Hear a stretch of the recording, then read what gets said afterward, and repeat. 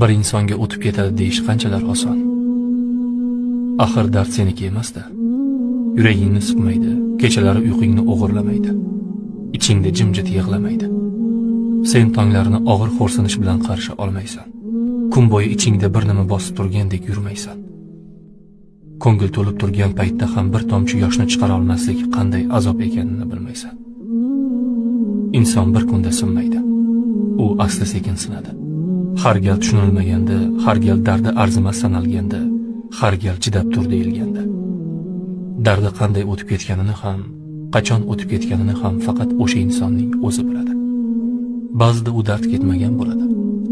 Sen bilmaysan, u inson shunchaki o'sha dard bilan yashashga ko'nikib qolgan bo'ladi. Shu bois dardni anglamasdan baholama. Har bir insonning yuragi o'z dardini o'zi